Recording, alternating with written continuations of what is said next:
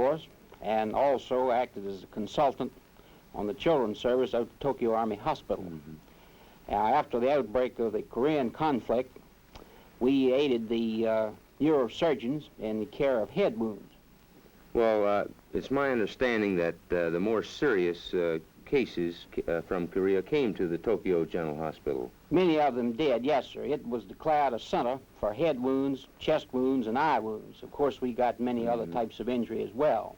Well, I assume that a great number of these patients that you got in there had blood transfusions before they got there? Many of them had, yes, sir, both in Korea, and many had received it on the way from Korea to Japan. Oh, I see. Well, I also assume that you put out plenty of blood at the hospital. We did indeed. I can remember one patient particularly who received 70 pints. 70? That's right. 70 pints? 70 pints. What is the capacity of the human body in pints? The average normal adult has anywhere from 12 to 13 pints in his entire body. Well, you really poured it in him, all right. Yes, sir. Let me ask you this. In general, how is blood handled in the Far East Command? Blood is flown in, usually landed some of the fields in and around Tokyo, where it's distributed to hospitals and throughout Japan, and then, of course, a goodly supply of it is sent forward to Korea, where it's also distributed to the various medical installations there.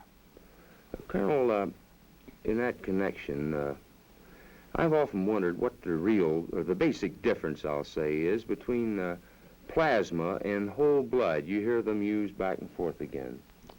Plasma is a liquid part of blood from which the cells have been removed by a process of spinning it down very much as you separate milk from cream in a cream separator. Plasma, of course, has the advantage that it can be dried and stored for a period up to 5 years. Whole blood can only be preserved for approximately 21 days. But there is no substitute for whole blood. Plasma is largely a stopgap measure until a person can be gotten to a place that he can be given the whole blood. That replaces the red blood cells, which have been lost from bleeding, usually. Oh, I see. Well, that explains to me why there's such a great requirement for whole blood all the time. Incidentally, suppose someone out there gives blood. How long does it take to get the blood from that donor out to Korea? I have heard that blood has actually been drawn in this country and has been received over there in as little as 5 days. But I would say that if a person donates some blood here, that very probably that blood will be administered to a wounded person within a week.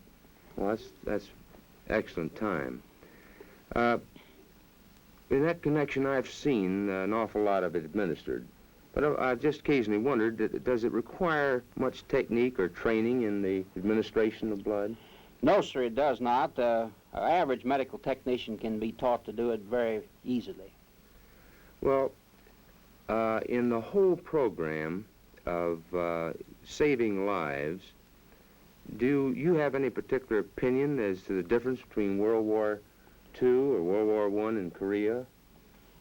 One of the most remarkable things that has come out of this conflict in Korea medically is the fact that if a man is wounded, his chance of survival are almost twice as good as they were in World War II.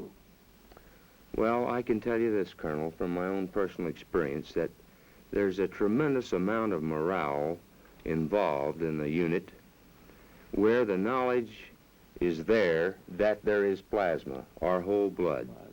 And when men know that in the case, or in the event that they get hit, that there's whole blood available, why, it makes all the difference in the world.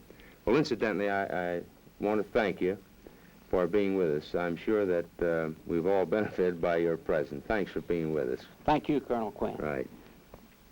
Well, I don't think I have to say any more about today's subject. Next week, we plan to show you the 3rd, the 34th, and the 45th Divisions in their march from Naples to Cassino. You'll also see the destruction of the famed Abbey Casino. So until we meet again, this is Colonel Quinn speaking for the combat infantryman who ask you to look twice at the man who wears the blue badge. It's the mark of a man. The Big Picture is a weekly television report to the nation on the activities of the Army at home and overseas.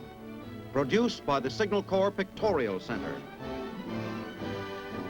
Presented by the U.S. Army in cooperation with this station. You can be an important part of the big picture. You can proudly serve with the best equipped, the best trained, the best fighting team in the world today, the United States Army.